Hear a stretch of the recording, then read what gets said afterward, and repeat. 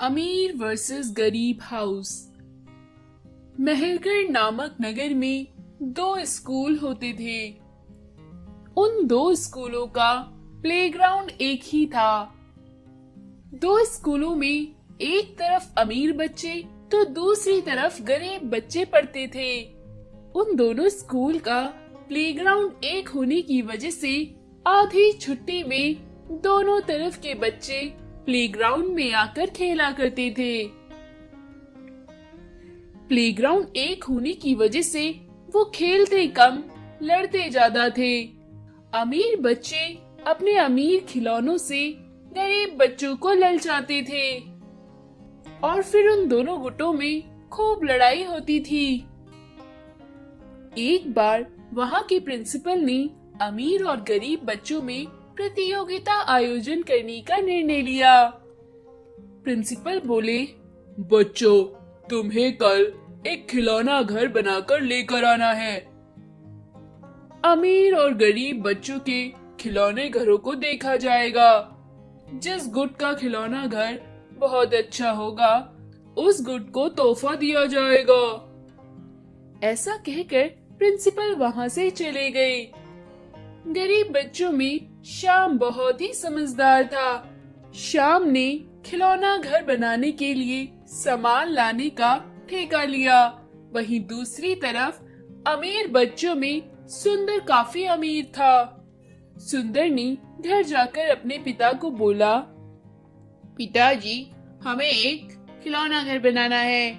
आप मेरे लिए बाजार से एक अच्छा सा बड़ा सा खिलौना घर लेकर आइए, जिसमें सारी चीजें हो। मेरा खिलौना घर बहुत ही अच्छा दिखना चाहिए।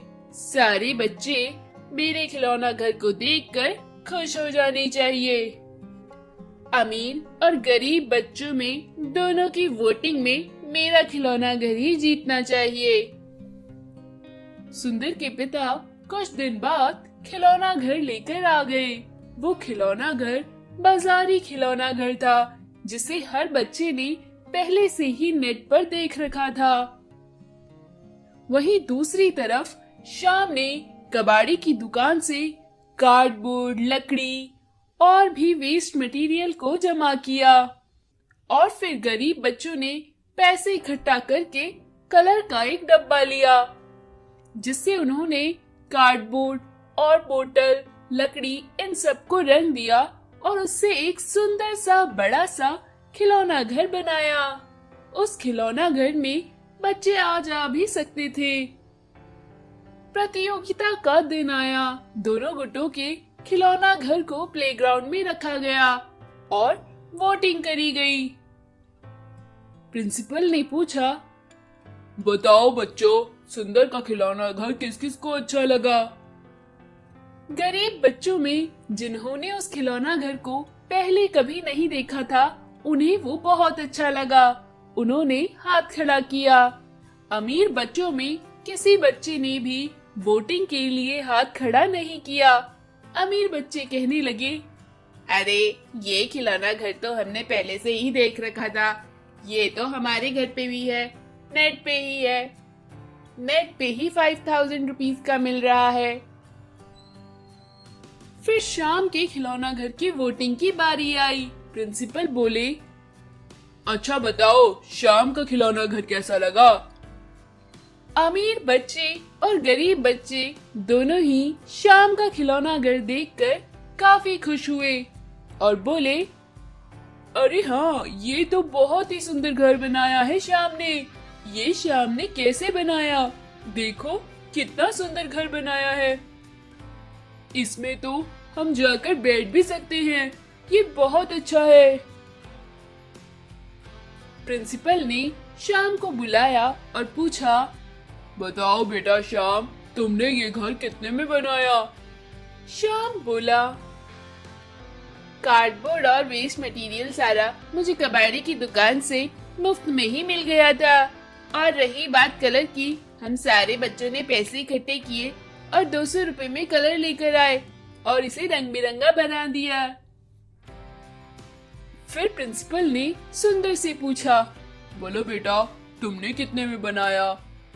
सुंदर बोला, सर, मैं झूठ नहीं बोलूंगा। जैसा कि सारे बच्चे ही जानते हैं, ये नेट पर से मैंने पूरे 50,000 का मंगवाया है। प्रिंसिपल बोले, देखो बेटा, पढ़ाई लिखाई करना इसलिए ही बहुत जरूरी है और कभी भी दूसरों को नीचा नहीं समझना चाहिए। अब श्याम इसको बेचने के लिए मार्केट में अगर 2000 का भी बेचेगा तो उसे बहुत फायदा होगा, और वहीं दूसरी तरफ तुम ये पहले से ही खरीद कर लेकर आए हो। तुम मेहनत करना नहीं जानते। तुम्हें मैंने खुद से घर बनाने के लिए कहा था, तुमने इसे मार्केट से उठाकर मंगा दिया।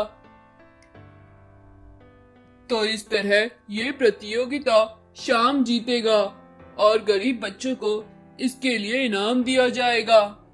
ऐसा कहकर प्रिंसिपल वहाँ से चले गए। अमीर बच्चे श्याम के टॉय हाउस को देखने के लिए काफी उत्सुक थे। उन्होंने गरीब बच्चों से दोस्ती करी और उस दिन के बाद वो सब साथ साथ उस टॉय हाउस के साथ खेलने लगे। गरीब वर्सेस अमीर का स्विमिंग पूल। माधवपुर गांव में एक धनवान धनीराम रहता था। धनीराम के 2 बेटे थे, एक का नाम श्याम और दूसरे का नाम राम था। धनीराम के पास पैसा ज्यादा होने से उसे बहुत घमंड था। धनीराम का बड़ा बेटा श्याम बिल्कुल अपने पिता की तरह था, किंतु छोटा बेटा राम अपने पिता और बड़े भाई श्याम की तरह बिल्कुल भी ना था। वो बहुत ही शांत और विनम्र हृदय का था। राम हमेशा अपने गांव के बच्चों के साथ खेला करता था। चिंटू उसका बहुत अच्छा दोस्त था, पर चिंटू बहुत गरीब था। लेकिन फिर भी राम को चिंटू के साथ खेलने में बहुत मजा आता था। वहीं दूसरी तरफ श्याम को महंगे खिलौनों के साथ खेलना अच्छा लगता था।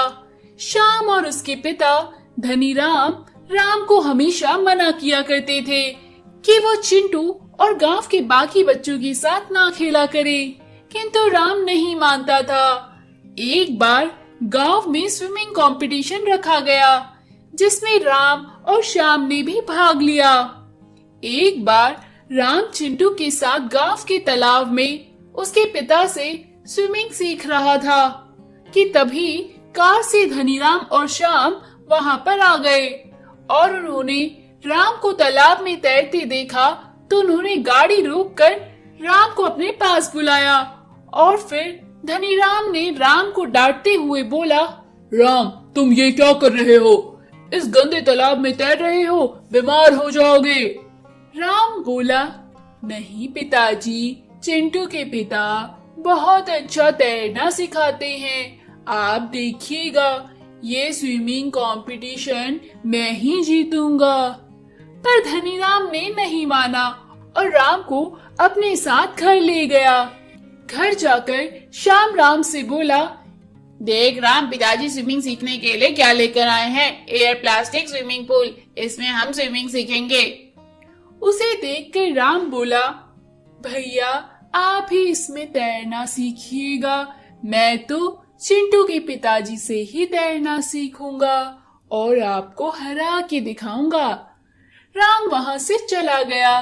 धनीराम को बहुत गुस्सा आया और वो बोला, कब इस लड़के को अक्ल आएगी? उन गरीबों के साथ रह रहकर इसका दिमाग खराब हो गया है। श्याम बोला, पिताजी आप चिंता ना करिए, एक बार राम स्विमिंग कंपटीशन हार जाएगा तो उसे अक्ल आ जाएगी। फिर राम तालाब में चिंटू के पिता के साथ स्विमिंग सीखने लगा और इधर Shyam air plastic swimming pool में तैरना सीख रहा था। कुछ दिनों बाद स्विमिंग कंपटीशन का दिन आ गया, जिसमें राम और श्याम के साथ गांव के बाकी बच्चों ने भी भाग लिया। कंपटीशन स्टार्ट होते ही श्याम पानी में डूबने लगा और चिल्लाने लगा, बचाओ मुझे, बचाओ, मैं डूब रहा हूँ, बचाओ मुझे। तभी चिंटू के पिता पानी में कूदकर श्याम को बचा लाए और स्विमिंग कंपटीशन में राम जीत गया। राम को जीतने पर एक ट्रॉफी दी गई। राम ट्रॉफी लेकर अपने पिता धनीराम के पास गया और बोला, देखिए पिताजी, मैं जीत गया। धनीराम बोला, बेटा राम, मुझे माफ कर दो, मैंने तुम्हें गलत समझा। फिर धनीराम चिंटू के पिता को अपने पास बुलाया और बोला, आज से तुम मेरे बेटे शाम को भी तैरना सिखाओगे ताकि अगले कंपटीशन में वो भी जीत सके और वो फिर कभी किसी भी गहरे पानी में डूब ना पाए। चिंटू और उसके पिता बहुत खुश हुए।